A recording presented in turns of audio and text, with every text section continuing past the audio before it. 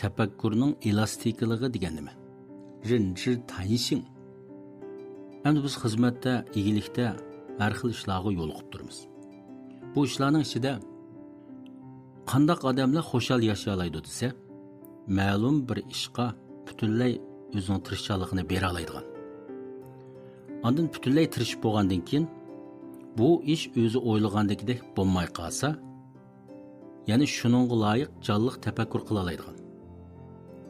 Ondan mush ish o'tib ketgandan keyin ya'ni yangi bir ishga aktiv muomala qila oladigan.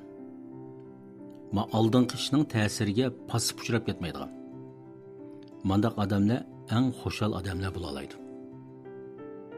Endi buning ta'tirsin desak, qandaq odamlar xo'shal bo'la olmaydi deganda, ma'lum bir ishni o'ylagan vaqtida o'zining kallasi bilan o'ylab oladigan.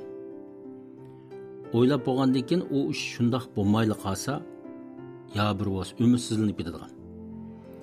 Yoki bu ishni qabul qila olmaydigan. Endi yoki bir ish bo'lsa, bu ish shundoq bo'lmay qolgandan keyin buningdan keyin butunlay mushturdek ishni qilmaydigan. Butunlay umidsiz qaraydigan. Mandaq odamlar xo'shal bo'la olmaydi. Ya'ni hamda mishada ma'lum bir ishga yo'liqqan vaqtida o'zini qochirish, qo'rqib ketish, mandaq emas, ham tirishadigan yerda tirishish. Ham bu ishning har xil ehtimolligiga shuningga loyiq muomala qilish. Muomala qilib bo'lgandan keyin yana boshqadan umidvor muomala bo'lish. Mana shundaq pozitsiya bo'lsa, bu tafakkurning elastikligi bo'ladi. 8 ayning 5-kuni Qashqardagi leksiyaga qatnashmoqchi bo'lsangiz, tövəndəki ündidar bilan aloqalashing. Hamda elastiklik bo'lish uchun bu yerda tafakkurdagi bir qatmanlikni yengishimiz kerakda. Jianhua sivay. Qatmanlikda mandaq 4 turli qatmanlik bo'ladi. Birinchisi, men mushundaq o'yladim, dunyo mushundaq bo'lish kerak, bu ish mushundaq bo'lish kerak deb oldigan. İkincisi, bir narsaningki oqibatini ig'irlashtirib o'tadigan, mubolag'alashtirib o'tadigan. Uchinchisi, dunyoni yo oq yo qora deb mandaq o'ylab oldigan. To'rtinchisi, ayrim bir ahvolga asosan umumiy vaziyatga baho berib o'tadigan.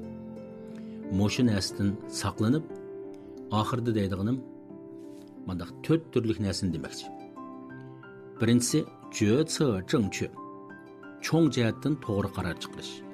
İkincisi, çuanli yifu. Bütün gücümüz bilan tirishish. Ma'lum bir ishga. Üçüncüsü, baochi leguan. Bu ish yaxshi bo'lmay qolgan vaqtida uning bo'lmagan taraflarini qabul qilish. To'rtinchisi, jieshou yunqi.